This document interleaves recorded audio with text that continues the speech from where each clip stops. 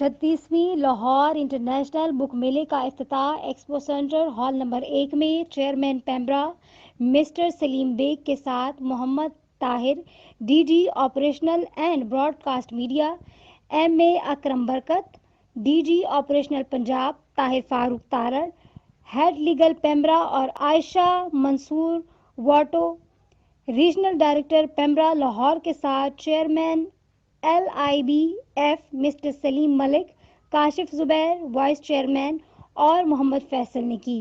Mister Saleem bag نے کتابوں کی اہمیت، پڑھنے کی عادت اور کسی بھی معاشرے میں اس کی شرکت اور خاص طور پر پاکستان جیسے منتشر معاشرے کے لیے روشنی ڈالی جس میں تعلیم کی کمی ہے۔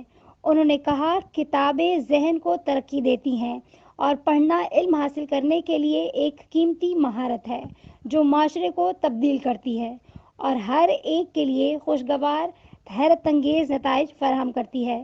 ہمیں اپنی جوانی میں کتابیں پڑھنے کی عادت کو فروغ دینا چاہیے کیونکہ یہ انہیں مستقبل کے چیلنجوں کا مقابلہ کرنے اور اپنے پیارے ملک کو خوشحالی کی طرف لے جانے کے لیے علم اور مہارت سے آراستہ کریں گی۔ انہوں نے LIBF کے منتظمین کی تعریف کی جو پچھلے 36 سالوں سے اس طرح کے عمدہ مقاصد کے لیے انتھک محنت کر رہے ہیں۔ پہلا کتابی میلہ 1986 میں الحمرا آرٹ گیلری لاہور میں منعقد ہوا تھا۔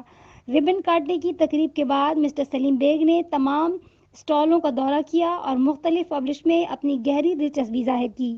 خود ایک بائبل فائل کے ہونے کے ناطے انہوں نے اپنے ذاتی مجموعے کے لیے بہت سی کتابیں خریدی۔